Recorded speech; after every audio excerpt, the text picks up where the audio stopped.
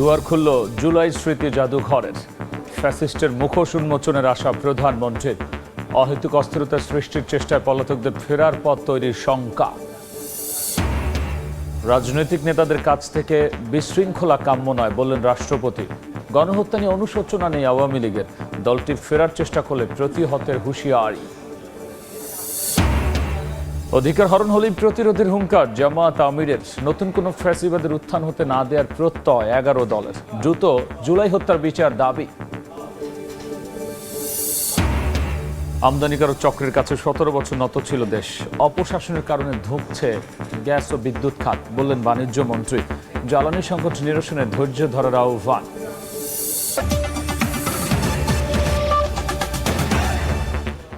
জনপদের সময় সঙ্গে আছি আমি গোলাম রাব্বি। শুরুতেই জুলাইয়ের দিনলিপি।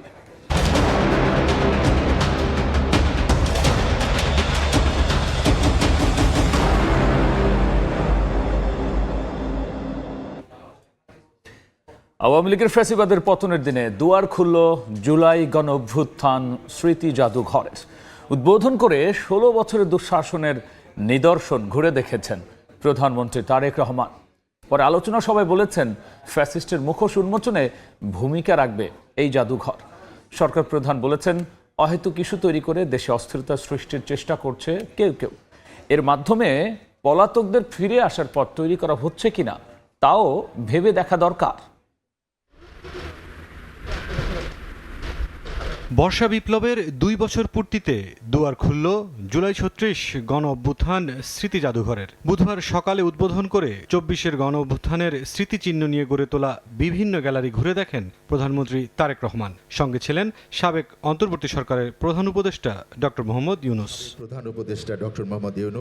পরে উদ্বোধনী অনুষ্ঠানের আলোচনা সভামঞ্চে আসেন সরকার প্রধান। বলেন, ফ্যাসিস্টদের মুখোশ উন্মোচন করবে জুলাই জাদুঘর। আজকের ঐতিহাসিক জুলাই গণ অভ্যুত্থান স্মৃতি জাদুঘর ভবিষ্যতের প্রজন্মের সামনে তাদের পূর্বসূরিদের সাহসী ইতিহাস যেমন তুলে ধরবে, অপরদিকে তাদের সামনে উন্মোচিত হবে বিতাড়িত ফ্যাসিস্টদের মুখোশ। গণ অভ্যুত্থানে হতাহতের ঘটনায় যথাযথ প্রক্রিয়া অনুসরণ করে স্বচ্ছ, নিরপেক্ষ ও বিশ্বাসযোগ্য বিচারের প্রতিশ্রুতি দেন তারেক রহমান। ফ্যাসিবাদ বিরোধী আন্দোলনে যারা হতাহত হয়েছেন, পর্যায়ক্রমে আইনের যথাযথ প্রক্রিয়া অনুসরণ করে সেই বিচার হবে স্বচ্ছ, নিরপেক্ষ এবং বিশ্বাসযোগ্য। সরকার মনে করে আইনের শাসন নিশ্চিত করার জন্যই প্রতিটি অপরাধের বিচার হওয়া অত্যন্ত জরুরি। বিগত 17 বছর এবং জুলাই আন্দোলনে যে মানুষগুলো শহীদ হয়েছেন, গুম খুনের শিকার হয়েছেন, সরকার সিদ্ধান্ত গ্রহণ করেছে তাদের নামে তাদের এলাকায় যে কোনো একটি প্রতিষ্ঠানের নামকরণ করা হবে। প্রধানমন্ত্রী বলেন, পলাতক ফ্যাসিস্টদের ফিরে আসার পথ তৈরিতে অহেতুক ইস্যুর মাধ্যমে পরিস্থিতি সৃষ্টির চেষ্টা করছে কেউ কেউ।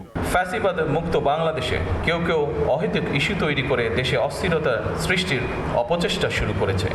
এসব পরিস্থিতি তৈরি করে তারা নিজেদের অজান্তেই পতিত পরাজিত পলাতক স্বৈরাচারের পুনরুত্থানের পথ সুগম করছে কিনা সেটি মনে হয় ভেবে দেখা প্রয়োজন আমাদের। জুলাইয়ের চেতনায় কাঙ্ক্ষিত দেশ গড়তে সরকার কাজ করছে বলেও জানান প্রধানমন্ত্রী।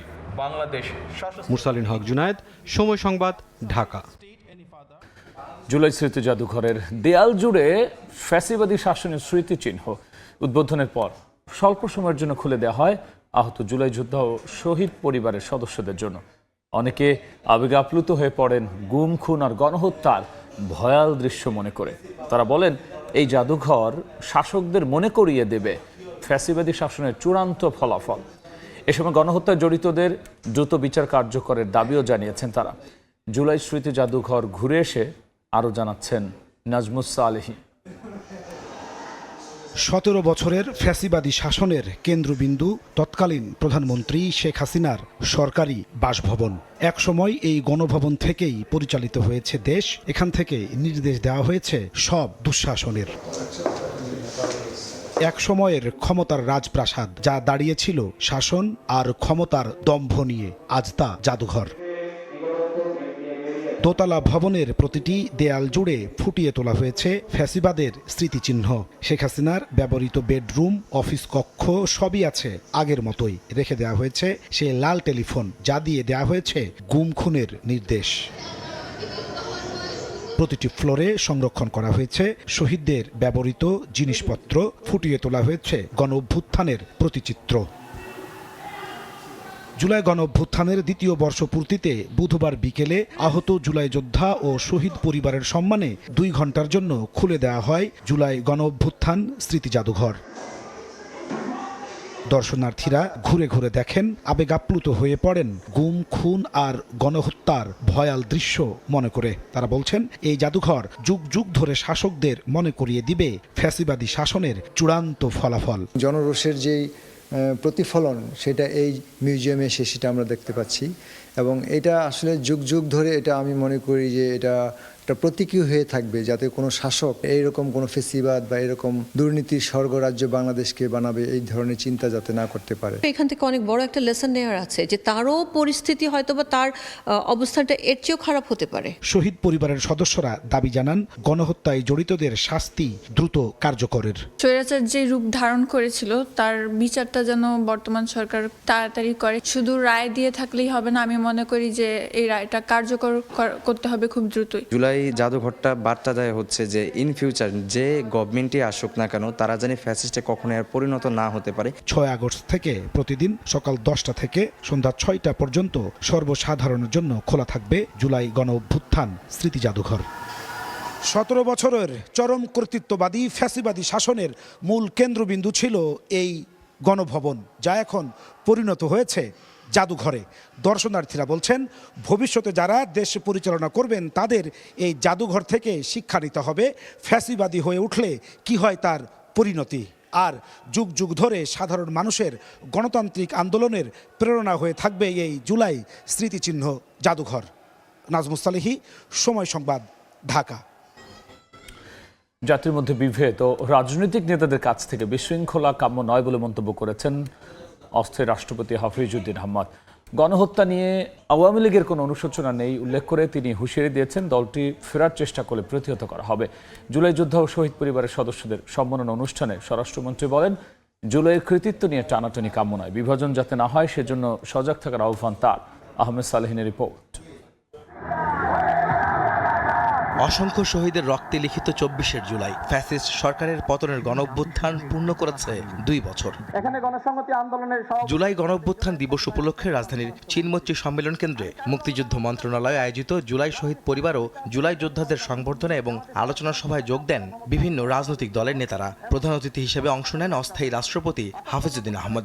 এ সময় সম্মাননা জানানো হয় জুলাই যোদ্ধা ও শহীদ পরিবারের সদস্যদের। পরে জুলাই গণঅভ্যুত্থান দিবস উপলক্ষে একটি প্রামাণ্যচিত্র তুলে ধরা হয়। এ নিয়ে উপস্থিত এনসিপি নেতারা আপত্তি জানালে দুঃখ প্রকাশ করেন মুক্তিযুদ্ধ বিষয়ক মন্ত্রী আহমদ আজম খান। এ সময় তিনি জুলাই আন্দোলনে শহীদ পরিবার ও আহতদের পুনর্বাসনে রাষ্ট্রের দায়িত্বের কথা তুলে ধরেন। 3রা আগস্ট সহ যে অসঙ্গতিগুলো আছে সেগুলোর বিষয়ে আমরা অ্যাড্রেস করব। আমি দুঃখ প্রকাশ করছি, মুক্তিযুদ্ধ মন্ত্রণালয় জুলাই অধিদপ্তর আমরা প্রতিষ্ঠা করেছি। 1000 কোটি এবং 6 কোটি টাকা জুলাই যোদ্ধাদের জন্য, তাদের চিকিৎসা এবং বিভিন্ন ভাতার জন্য আমরা এই 5 মাসে ব্যয় করতে পেরেছি। স্বরাষ্ট্রমন্ত্রী সালাউদ্দিন আহমদ বলেন, জুলাইয়ের কৃতিত্ব নিয়ে টানাটানি কাম্য নয়, মতপার্থক্য হতে পারে, তবে বিভাজন যেন না হয় সেদিকে সজাগ থাকতে হবে। গণহত্যার দায়ে দল হিসেবে আওয়ামী লীগকে কাঠগড়ায় দাঁড় করানোর ঘোষণাও দেন তিনি। আওয়ামী লীগের রাজনৈতিক দল হিসাবে তাদেরকে কাঠগড়ায় দাঁড় করানো হবে এবং তাদের বিচার নিশ্চিত করা হবে। জুলাইয়ের কৃতিত্ব নেওয়ার জন্য, রাজনীতি করার জন্য সবাই প্রতিযোগিতায় নেমেছে। আমরা প্রতিযোগিতা করছি জুলাইয়ের আকাঙ্ক্ষা বাস্তবায়নের জন্য। আমরা এমন একটা সংবিধান সংশোধনী আনতে চাই যে সংশোধনী নিয়ে আমরা অনেক বছর চলতে পারবো, কারণ বারবার জুলাই আসে না। অস্থায়ী রাষ্ট্রপতি হাফিজউদ্দিন আহমদ প্রামাণ্যচিত্র নিয়ে ঘটে যাওয়া অনাকাঙ্ক্ষিত ঘটনায় মর্মাহত হন। বলেন, রাজনৈতিক নেতাদের কাছ থেকে বিশৃঙ্খলা কোনোভাবে কাম্য নয়। নিশ্চয়ই এখানে ডকুমেন্টারিতে অনেক ভুল আছে। মাননীয় মন্ত্রী জোর হাতে স্বীকার করেছেন, ক্ষমা চেয়েছেন, বারংবার ক্ষমা চেয়েছেন। তারপর তো শান্ত হওয়া উচিত। এই ধরনের একটা জাতীয় অনুষ্ঠানে এটাকে পুষে সংসদের মতো একটা ওয়াকআউট, এটি বাঞ্ছনীয় নয়। জুলাই গণহত্যা নিয়ে আওয়ামী লীগের কোনো অনুশোচনা নেই, বরং তারা আবারও দেশে আসার ঘোষণা দিচ্ছে, যা তাদের জন্যই বুমেরাং হবে বলে হুঁশিয়ার করেন হাফিজউদ্দিন আহমদ। আওয়ামী লীগের দেখেন তাদের কোনো অনুশোচনা নাই, তারা কোনো লজ্জাবোধ করে না। তো আবার বলে যে ডিসেম্বর মাসে আসেন, দেশে এসে পদার্পণ করবেন। আমরা অপেক্ষা করে আছি, আসেন দেশে, দেশে আছেন, দেখা হবে ইনশাল্লাহ রাজপথে। বাংলাদেশের মর্যাদা রক্ষা করতে দেশের প্রত্যেকটি নাগরিকের প্রতি আহ্বান জানান অস্থায়ী রাষ্ট্রপতি। যাতে কোনো বিভাজন। আহমেদ সালেহীন, সময় সংবাদ, ঢাকা। যেখানে অধিকার হরণ সেখানে প্রতিরোধ। জুলাই গণঅভ্যুত্থানের দ্বিতীয় বার্ষিকীতে 11 দলীয় ঐক্যের গণসমাবেশে এ হুঁশিয়ারি দিয়েছেন জামায়াত আওয়ামী ডাক্তার শফিকুর রহমান। নতুন কোনো ফ্যাসিবাদের উত্থান হতে দেয়া হবে না বলে প্রত্যয় জানিয়েছেন জোটের শীর্ষ নেতারা। এদিকে এনসিপি নেতা নাহিদ ইসলাম বলেছেন, জবাবদিহিতামূলক গণতন্ত্র নিশ্চিত করা গেলে ফ্যাসিবাদ বিরোধী ঐক্য দৃঢ় হবে।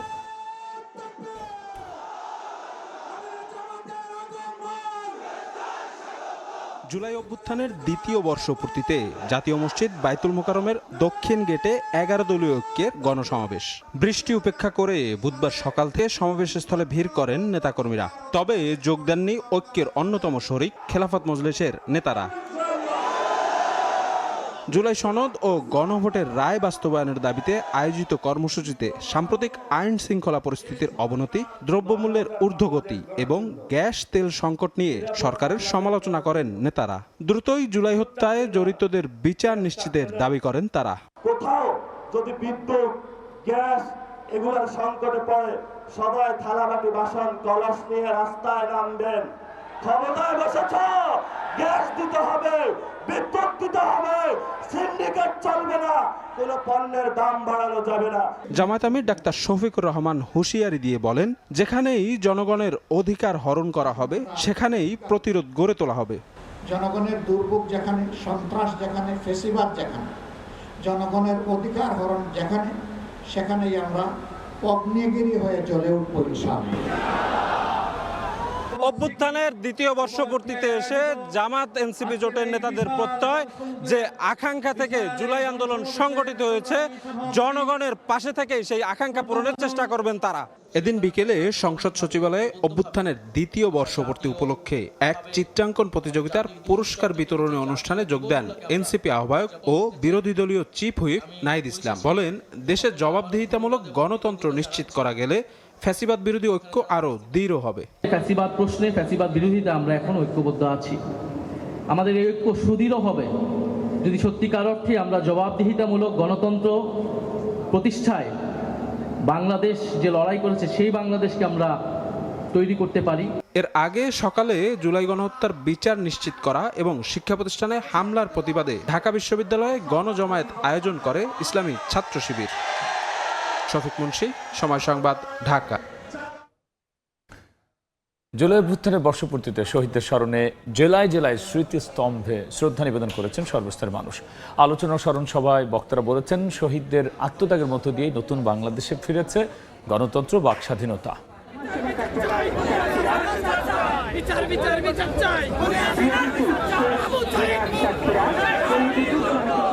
হাজারো তাজা জীবনের বিনিময়ে এসেছে ৩৬ জুলাই। বিদায় হয়েছে ফ্যাসিস্ট, নতুন বাংলাদেশ পেল ছাত্র জনতা।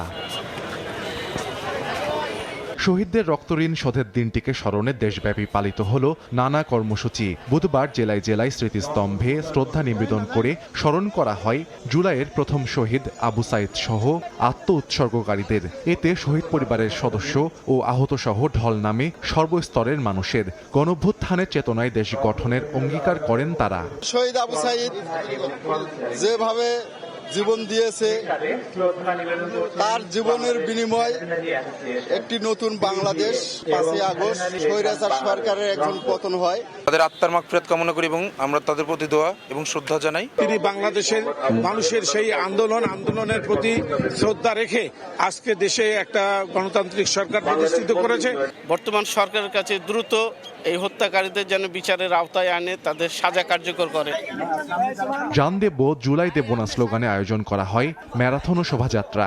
৩৬ জুলাই থেকে শিক্ষা নিয়ে নতুন করে কেউ ফ্যাসিস্ট হতে চাইলে তা প্রতিহতের হুঁশিয়ারি দেন অংশগ্রহণকারীরা। তাদের রক্তের বিনিময়ে এই আমরা নতুন বাংলাদেশ পেয়েছি, তাদেরকে যেন এই গেজেটের আওতায় নিয়ে আসা হয়। তাদের আত্মার মাগফিরাত কামনা করি, তাদের যেন আল্লাহ জান্নাতবাসী করে। শহীদদের প্রতি আমাদের ভালোবাসা এবং শোক প্রকাশের জন্য আমরা এখানে এসেছি। আশা ভরসা সব ওই বাবা ওই ছেলেটা ছিল, কিন্তু আসলে ভাগ্য নেই, আল্লাহ শহীদের মৃত্যুবরণ করছে। তাকে যে কাঠামো কিংবা যে প্রশাসনিক যে ব্যক্তিগুলো তাকে এই শেখ হাসিনা হয়ে উঠতে সাহায্য করেছিল, এখনো পর্যন্ত তাদের কিন্তু আমরা পরিপূর্ণ বিচার এবং এই কাঠামোর পরিবর্তন আমরা এখনো দেখতে পাইনি। স্বপ্নবাস তরুণের জন্ম হয়েছে, আমরা আশাবাদী সেই স্বপ্নবাস তরুণরা তার স্বপ্ন বাস্তবায়নের জন্য নিরলসভাবে প্রচেষ্টা করে যাবে। জুলাই শহীদ পরিবার ও জুলাই যোদ্ধাদের সংবর্ধনাও দেয় জেলা প্রশাসন। জুলাই চেতনাকে ধারণ করে বৈষম্যহীন বাংলাদেশ গড়তে সবাইকে ঐক্যবদ্ধ থাকার আহ্বান জানান বক্তারা।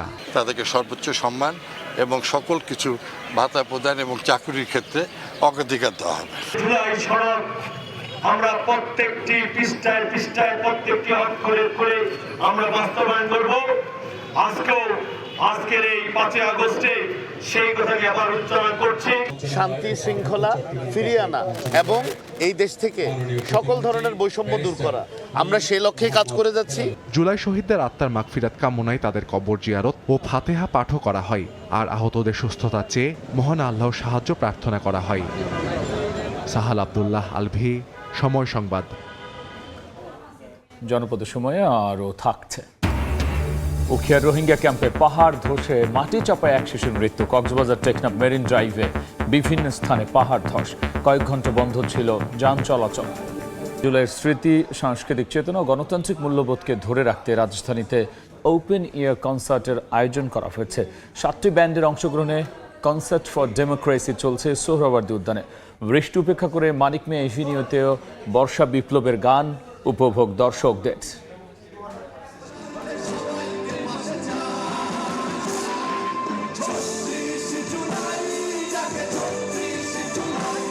জুলাই গণঅভ্যুত্থানের দ্বিতীয় বার্ষিকী উপলক্ষে উৎসব আয়োজনে মেতেছে সারা দেশ।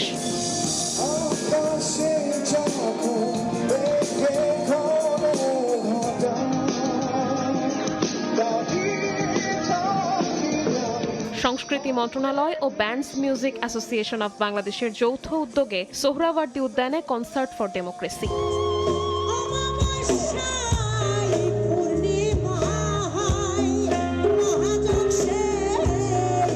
বৃষ্টি বাধার কারণে আয়োজন শুরু হয় বিকেল 4:30টায়। প্রথমেই মঞ্চে এসে পারফর্ম করেন জনপ্রিয় ব্যান্ড দল লালন। এ সময় উন্মাদনায় ফেটে পড়েন দর্শকরা। এছাড়া অংশ নেয় মাইলস, ওয়ারফেজ, ডিফারেন্ট টাচ, লালন, হাইওয়ে সহ আরও 7টি ব্যান্ড দল।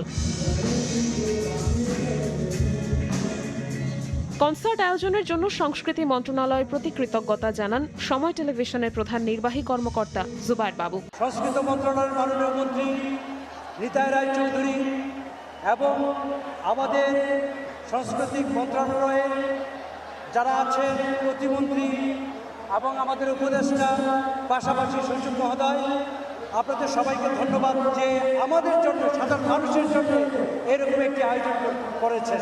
জুলাই চেতনাকে ধারণ করেই এই কনসার্টের আয়োজন বলে জানান সংস্কৃতি প্রতিমন্ত্রী। বক্তব্য দীর্ঘ না করে দর্শকদের ধন্যবাদ দিয়েই কনসার্ট উপভোগের আহ্বান জানান প্রধানমন্ত্রীর তথ্য উপদেষ্টা। আমি শুধুমাত্র আপনাদের জন্য আজকে আমাদের বক্তব্য এখন কোনো বক্তব্য দেব না।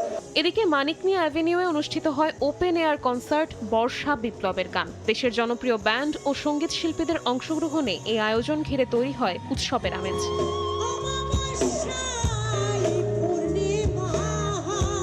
শবনব নিবিড়, সময় সংবাদ, ঢাকা। আমদানিকারক চক্রের কাছে দেশ 17 বছর নত ছিল মন্তব্য করে বাণিজ্যমন্ত্রী বলেছেন, অপশাসনের কারণে ধুঁকছে গ্যাস ও বিদ্যুৎ খাত। জ্বালানি সংকট নিরসনে ধৈর্য ধরার পরামর্শ দিয়েছেন তিনি। দুপুরে সিলেটে জুলাই গণঅভ্যুত্থান দিবসের আলোচনা সভায় তিনি কথা বলেছেন। 17 বছর একটি আমদানিকারক চক্রের কাছে দেশকে নত করে রাখা হয়েছে বলেই জনগণকে নানা সমস্যার মুখে পড়তে হয়েছে বলে জানান বাণিজ্যমন্ত্রী। অনুষ্ঠানে জুলাই আন্দোলনের শহীদ পরিবারের সদস্যদের হাতে সম্মাননা ক্রেস্ট তুলে দেন তিনি। এ সময় স্থানীয় সংসদ সদস্যবৃন্দ, সিটি প্রশাসক ও স্থানীয় প্রশাসনের বিভিন্ন পর্যায়ের কর্মকর্তারা উপস্থিত ছিলেন। এই যে 2 দিন পরে 2-4 ঘন্টা লোডশেডিং হয়, আপনারাও উত্তপ্ত হন, আমরাও উত্তপ্ত হই যে দেশের মানুষ বিদ্যুৎ পাচ্ছে না। এই দেশটা যেন এই চক্রের কাছে নত থাকে, যাদের দিয়ে আমদানি করা হবে গ্যাস, এই উদ্দেশ্যে এই কাজগুলি করা হয়েছে। জ্বালানির চাহিদা মেটাতে, বিদ্যুতের পরিস্থিতি স্বাভাবিক করতে কিছু সময় দিতে হবে। এর মধ্যে যদি 2-4 ঘন্টা লোডশেডিং হয়, ঘাম ঝরে, স্বাভাবিক জীবনযাপন ব্যাহত হয়, মেনে নিতে হবে যে সেটার জন্য 17 বছর এই কুশাসনের ফলে বা অপশাসনের ফলে আমরা উত্তরাধিকার সূত্রে যেটা পেয়েছি এটা থেকে বের হওয়ার জন্য এই সময়টা একটা ট্রানজিশন টাইম। জনপদের সময়ে আরও থাকছে। ফার্নিচারের দোকানে কেমিক্যাল ভর্তি ড্রামে বিস্ফোরণ, মাদারীপুরে শিশু শ্রমিকের মৃত্যু, আশুলিয়া গ্যাস সঞ্চালন লাইনে আগুন, দগ্ধ 2 জন হাসপাতালে ভর্তি। টাকা দিলে মিলছে বয়স্ক, বিধবা ও প্রতিবন্ধী ভাতা। রাজশাহীতে মেম্বার, প্যানেল চেয়ারম্যান ও সমাজসেবা কর্মকর্তার সমন্বয়ে গড়ে উঠেছে অনিয়ম দুর্নীতি সিন্ডিকেট। এমনকি ভাতাভোগীদের সিম কার্ড নিজেদের কাছে রেখে চক্রটি অর্থ আত্মসাৎ করেছে বলেও অভিযোগ উঠেছে। হাবিবুর রহমান পাপ্পুর তোলা ছবিতে বিস্তারিত সাইফুর রহমান রকির রিপোর্টে। 6 লাখ এবছর 3 লাখ রাজশাহীর বাগমারা উপজেলার ঝিকরা ইউনিয়নের মেম্বার শাহাদাত হোসেন গত 2 বছরে প্রতিবন্ধী ভাতার 9 লাখ টাকা নিজের পকেটে ঢুকিয়েছেন, সেই গল্পই করছেন তিনি। অবশ্য ক্যামেরার সামনে নিজেকে নির্দোষ দাবি করেন তিনি।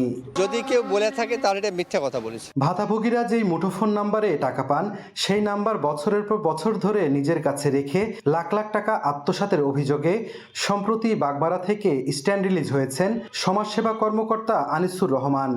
জেলার 9টি উপজেলায় মেম্বার, চেয়ারম্যান ও প্যানেল চেয়ারম্যানদের নিয়ে সিন্ডিকেট করে বয়স্ক, বিধবা, প্রতিবন্ধী, অনগ্রসর জনগোষ্ঠীর বিশেষ ও শিক্ষা ভাতা দেয়া হয়। সরেজমিনে গিয়ে দেখা যায় মেম্বাররা 5 থেকে 10,000 টাকার বিনিময়ে সুস্থ মানুষকে প্রতিবন্ধী ভাতার কার্ড দিচ্ছেন। বেশ কয়েকটি পল্লী ঘুরেও সমাজসেবা অধিদপ্তরের তালিকায় থাকা পিছিয়ে পড়া জনগোষ্ঠীর 761 জন শিক্ষার্থীর কোনো হদিস মেলেনি। বয়স্ক ও বিধবা ভাতা নিয়েও রয়েছে বিস্তর অভিযোগ। মেম্বার যারা মেম্বার, চেয়ারম্যান তাদের আত্মীয় টানে, যারা গরিব তাদের দিক 5,000 টাকা 10,000 টাকার বিনিময়ে তাদেরকে সুস্থ লোককে প্রতিবন্ধী সাজায় তাদেরকে ভাতা করে দিয়েছে। তবে মেম্বার ও প্যানেল চেয়ারম্যানরা ভাতাভোগীদের কাছ থেকে টাকা নেয়ার কথা স্বীকার করলেও সেই টাকা উপজেলা সমাজসেবা অফিসারের কাছে দেওয়ার কথা জানান তারা। আবার অনেকে করেন অস্বীকার। অফিস নিছে, আপনার সমাজসেবা অফিস। কোনো প্রতিবন্ধী বা বয়স্ক ভাতার কারো 100টি টাকা খেয়েছি বা কারো 1 কাপ চা খেয়েছি, আমাকে আইনগত দিক থেকে যেটি শাস্তি দিবে আমি সেটি গ্রহণ করব। উপজেলা সমাজসেবা কর্মকর্তা ও জেলা প্রশাসক জানান তদন্ত করে ব্যবস্থা নেওয়া হবে। এইরকম অভিযোগ যদি আসে অবশ্যই সেটা আমরা তদন্ত করে যদি যে প্রাপ্য নয় তাকে যদি দেওয়া হয় সেটি আমরা ক্যান্সেল করে দেবো। আমরা প্রত্যেকটা কার্ড ধরে ধরে ব্যক্তিকেও কিন্তু যাচাই করব। শনাক্তকৃত ফর্মেরও আমাদের বিষয় আছে, সেটা আসলে আছে কিনা অফিসে আমি এখনো পর্যন্ত পাইনি। যদি না থাকে অটোমেটিক্যালি যেটা ভুয়া বলতেছি আমরা সেটা বাতিল হবে। জেলা সমাজসেবা কার্যালয় সূত্রে জানা গেছে 3 মাস পর পর 1950 টাকা করে বয়স্ক ভাতা পান 1,05,330 জন, বিধবা ভাতা পান 47,617 জন। 3 মাস পর 2,700 টাকা করে প্রতিবন্ধী ভাতা পান 82,929 জন। এছাড়া আরও বিভিন্ন ভাতাভোগীর সংখ্যা 2,774 জন। সাইফুর রহমান রকি, সময় সংবাদ, রাজশাহী। দেখছেন জনপদের সময়। কিশোরগঞ্জে নদীর তলদেশে সঞ্চালন লাইন মেরামত কাজের জন্য বন্ধ রয়েছে গ্যাস সরবরাহ। এতে চরম বিপাকে পড়েছেন স্থানীয়রা। গ্যাস সরবরাহ স্বাভাবিক হতে আরও কয়েকদিন সময় লাগবে বলে জানিয়েছে তিতাস গ্যাস কর্তৃপক্ষ। কিশোরগঞ্জ থেকে নূর মোহাম্মদের তথ্য, রুবেল হোসেনের ছবি নিয়ে রিপোর্ট। কিশোরগঞ্জ শহরের আখড়াবাজার পিটিআই গলির বাসিন্দা গৃহবধূ শর্মিন সুলতানের মাথায় যেন আকাশ ভেঙে পড়েছে। বিদেশ থেকে বেড়াতে এসেছেন 2 মেয়ে, মেয়ের জামাই ও নাতিরা, কিন্তু হঠাৎ গ্যাস সরবরাহ বন্ধ হয়ে পড়ায় কিভাবে চলবে রান্না, এ নিয়ে তার কপালে চিন্তার ভাঁজ। অন্য এক জায়গা থেকে সিলিন্ডার ধার করে কর্জ করে এনে কোনো রকম একটু রান্না কাজ করতেছে। তার মতো একই অবস্থা হাজার হাজার পরিবারের, বিশেষ করে শিশুদের খাবার তৈরি নিয়ে বিপাকে মায়েরা। অনেকেই সিলিন্ডার গ্যাস ও বৈদ্যুতিক চুলা ব্যবহার করে পরিস্থিতি সামাল দেওয়ার চেষ্টা করছেন। আমরা বড়রা না হয় বাইরে থেকে খাবার এনে খেতে পারি, কিন্তু বাচ্চারা তো আর চাইলে বাইরের খাবার খেতে পারে না, ওদের স্বাস্থ্য ঝুঁকি আছে। পাম্পে গ্যাস না থাকায় রোজগারের পথ বন্ধ হয়ে পড়েছে সিএনজি চালিত অটোরিকশা চালকদের। 2 দিন যাবত এখানে অপেক্ষা করতেছি, গ্যাস নাই, বাড়িতে যেতাম পারতেছি না। সিএনজি ড্রাইভার আছে, এরা সার্বিক খুব কষ্টে আছে, দিন নিয়ে দিন কাউন লাগে। কিশোরগঞ্জের কটিয়াদি উপজেলার কাজিরচর গ্রামে একটি চুনা পাথরের কারখানায় অবৈধ গ্যাস সংযোগ নেয় আড়িয়াল খাঁ নদীর তলদেশে গ্যাসের মূল সঞ্চালন লাইনের পাইপ ক্ষতিগ্রস্ত ক্ষতিগ্রস্ত হয়। বিপজ্জনকভাবে নির্গত হতে থাকে গ্যাস। বিষয়টি জানাজানি হলে টনক নড়ে তিতাস গ্যাস কর্তৃপক্ষের। শুরু হয় মেরামত কাজ। এ অবস্থায় সোমবার থেকে বন্ধ করে দেওয়া হয় মূল সঞ্চালন লাইনের গ্যাস সরবরাহ। আগামী বৃহস্পতিবার নাগাদ মেরামত কাজ শেষ হলে গ্যাস সরবরাহ স্বাভাবিক হতে পারে বলে জানান তিতাস গ্যাসের এই কর্মকর্তা। দিনরাত কাজ করতেছে শ্রমিকরা। আমরা আশা করতেছি যে আগামী বৃহস্পতিবারের ভিতরে ইনশাল্লাহ শেষ হয়ে যাবে আর কি কাজ। এদিকে ঘটনার পর থেকে গা ঢাকা দিয়েছে অবৈধ চুনাপাথর কারখানার মালিক। সোমবার অভিযান চালিয়ে কারখানাটি উচ্ছেদ করেছে কটিয়াদী উপজেলা প্রশাসন। সময় সংবাদ, কিশোরগঞ্জ। কক্সবাজার রুখিয়ায় রোহিঙ্গা ক্যাম্পে পাহাড় ধসে মাটির চাপে এক শিশুর মৃত্যু হয়েছে। বিকেলে ভারী বৃষ্টির কারণে একটি শেল্টারের ওপর পাহাড় ধসে পড়ে। এতে মাটির চাপা পড়ে গুরুতর আহত হয় 8 বছর বয়সী রোহিঙ্গা শিশু নুনু জিয়া। স্থানীয়রা দ্রুত তাকে ক্যাম্প সংলগ্ন হাসপাতালে নিয়ে গেলে কর্তব্যরত চিকিৎসক মৃত ঘোষণা করেন। পাশাপাশি এদিন সকালে কক্সবাজার টেকনাফ মেরিন ড্রাইভে একাধিক স্থানে পাহাড় ধসে ঘটনা ঘটে। এতে কয়েক ঘন্টা যান চলাচল বন্ধ থাকে। পরে সেনাবাহিনীর তৎপরতায় পরিস্থিতি স্বাভাবিক করা হয়। গোপালগঞ্জে বসতঘরের ওপর উল্টে পড়ল ট্রাক, প্রাণ গেল গৃহবধূর। ভোরে টেকের হাট থেকে গোপালগঞ্জ যাচ্ছিল একটি ট্রাক। সদর উপজেলার মালেঙ্গা পৌঁছালে নিয়ন্ত্রণ হারিয়ে সড়কের পাশের একটি টিনশেড ঘরের ওপর উল্টে পড়ে। এতে ট্রাকের নিচে চাপা পড়ে ঘটনাস্থলে মারা যান গৃহবধূ সুরাইয়া। এই ঘটনায় চালক পালিয়ে গেলেও ট্রাকটি জব্দ করেছে পুলিশ।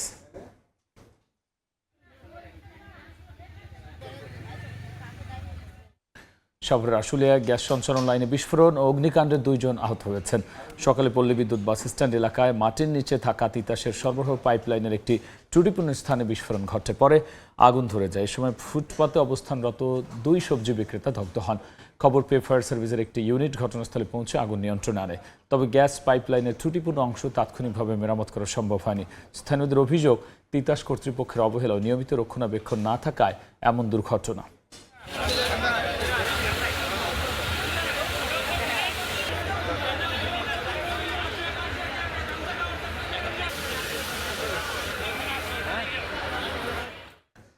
মাদারীপুরে ফার্নিচার দোকানে রাখা কেমিক্যাল ড্রাম বিস্ফোরণে শিশু শ্রমিকের মৃত্যু হয়েছে। আহত হয়েছেন আরও একজন।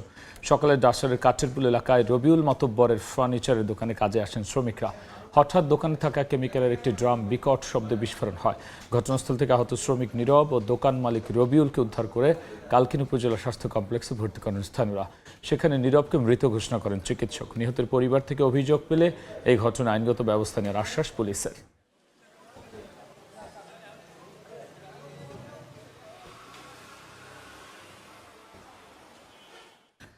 ভারতে পাচারের চেষ্টাকালে বেনাপোল ইমিগ্রেশন কাস্টমস থেকে 2টি স্বর্ণের বারসহ বাংলাদেশি এক পাসপোর্টধারীকে আটক করেছে কাস্টমস গোয়েন্দা সদস্যরা।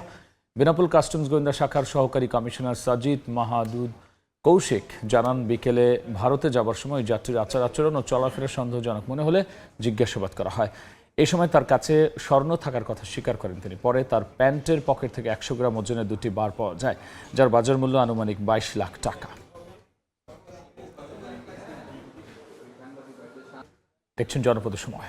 চুরি, ছিনতাই কিংবা ইফটিজিং যে কোনো অপরাধ মুহূর্তেই শনাক্ত করতে ব্যতিক্রমী উদ্যোগ নিয়েছে নওগাঁ জেলা পুলিশ। শহরের অলিগলি থেকে শুরু করে গুরুত্বপূর্ণ মোড়ে বসানো হয়েছে AI ক্যামেরা। শহরের যে কোনো স্থানে অপরাধীর দেখা মিললেই কৃত্রিম বুদ্ধিমত্তা চিহ্নিত করে বার্তা পাঠিয়ে দিচ্ছে পুলিশ কন্ট্রোল রুমে। রকিবুল ইসলামের ছবিতে MR রকির রিপোর্ট। প্রতিনিয়ত ছুটে চলা অসংখ্য যানবাহন আর মানুষের কোলাহল এখন নিবিড় পর্যবেক্ষণে রাখা হচ্ছে কন্ট্রোল রুম থেকে। নওগাঁ শহরের কেন্দ্রবিন্দু মুক্তির মোড় সহ গুরুত্বপূর্ণ সবখানে বসানো এসব AI নির্ভর ক্যামেরা ঘটনাস্থলের ছবি ও ফুটেজ সরবরাহের পাশাপাশি অপরাধীকে দ্রুত চিহ্নিত করতে কার্যকর ভূমিকা রাখছে। মোড়ে মোড়ে 4 থেকে 6টি করে লাগানো ক্যামেরায় এখন নিয়ন্ত্রিত হচ্ছে শহর। 38.36 বর্গ কিলোমিটার এলাকা আর 3.5 লাখ মানুষের বাস এই শহরে।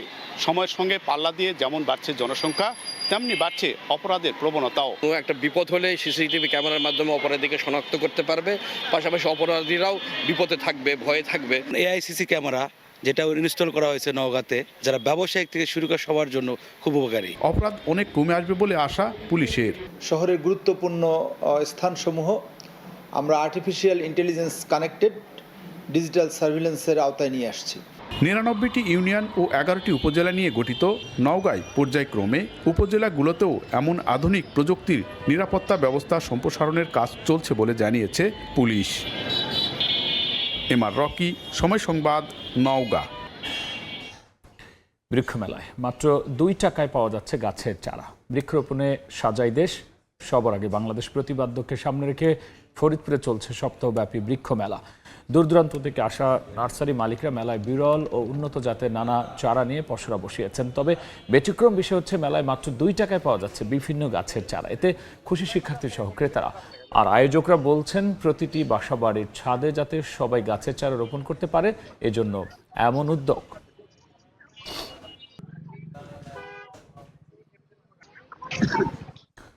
জনপদের সময়ের শীর্ষ সংবাদ জানিয়ে দিচ্ছি আরও একবার। দুয়ার খুলল জুলাই স্মৃতি জাদুঘরের। ফ্যাসিস্টের মুখোশ উন্মোচনের আশা প্রধানমন্ত্রীর। অহেতুক অস্থিরতা সৃষ্টির চেষ্টায় পলাতকদের ফেরার পথ তৈরির শঙ্কা। রাজনৈতিক নেতাদের কাছ থেকে বিশৃঙ্খলা কাম্য নয় বললেন রাষ্ট্রপতি। গণহত্যা নিয়ে অনুশোচনা নেই আওয়ামী লীগের। দলটি ফেরার চেষ্টা করলে প্রতিহতের হুঁশিয়ারি।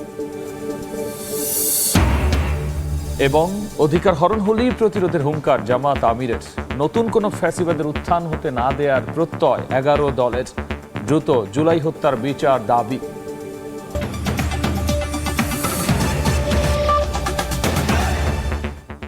এই ছিল জনপদের সময়। এরপর রাতের সময় নিয়ে আবারও আসছি কিছুক্ষণ পর। সঙ্গে থাকুন সময়।